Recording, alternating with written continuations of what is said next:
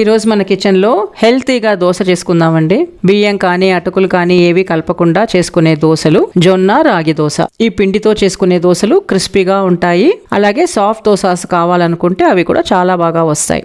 అందరికీ నమస్కారం, నేను Revathi. Welcome back to rates kitchen. వీడియోని స్టార్ట్ చేసే ముందు మన ఛానల్ని ఇప్పటి వరకు సబ్స్క్రైబ్ చేసుకోకుండా చూస్తున్న వాళ్ళైతే తప్పకుండా సబ్స్క్రైబ్ చేసుకోండి. ఈ జొన్న రాగి దోశల పిండి తయారీ కోసమని 1 కప్పు మినపగుళ్ళు, 1 కప్పు జొన్నలు, 1 కప్పు రాగులు తీసుకొని వీటిని శుభ్రంగా కడిగిన తర్వాత ఇవి నిండా మునిగేటంత వరకు నీళ్లు పోసి నానబెట్టుకోవాలి. మినపప్పుతో పాటు 1 స్పూన్ మెంతులు కూడా వేసుకోండి.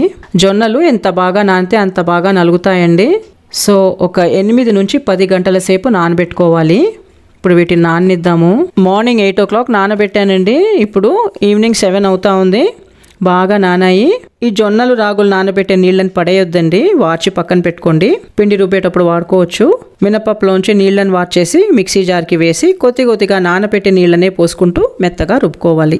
నెక్స్ట్ జొన్నలు రాగుల్ని కూడా వేసి మెత్తగా రుబ్బుకోవాలి. ఇలా రుబ్బుకున్న పిండిలో సరిపడా ఉప్పు వేస్తున్నాను.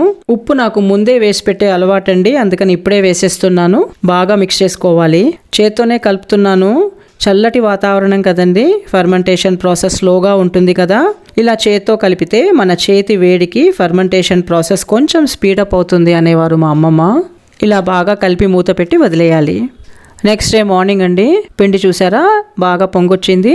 మీకు ఎంత పిండి కావాలో వేరే గిన్నెలో తీసి పెట్టుకుని మిగతా పిండిని ఫ్రిడ్జ్లో పెట్టేసేయండి. 3-4 రోజుల వరకు ఫ్రెష్గా ఉంటుంది. ఈ పిండి కొంచెం చిక్కగా ఉంది కదా, కొద్దిగా నీళ్ళు పోస్తున్నాను. ఇప్పుడు దోశ పిండి కన్సిస్టెన్సీలో ఉంది కదా, ఇంకా దోశలు వేసేసుకుందాము. పెనం వేడెక్కింది. క్రిస్పీ అండ్ సాఫ్ట్ దోశలు 2 బాగొస్తాయండి ఈ పిండితో. ఇలా దోశలు వేసుకొని మీకు ఇష్టమైన చట్నీతో సర్వ్ చేయండి. ఈ వీడియో మీకు నచ్చితే తప్పకుండా ఒక లైక్ చేసి మీకు తెలిసిన వాళ్ళందరితోనూ షేర్ చేయండి. మరో వీడియోతో కలుద్దాము. Thanks for watching and thank you for your time.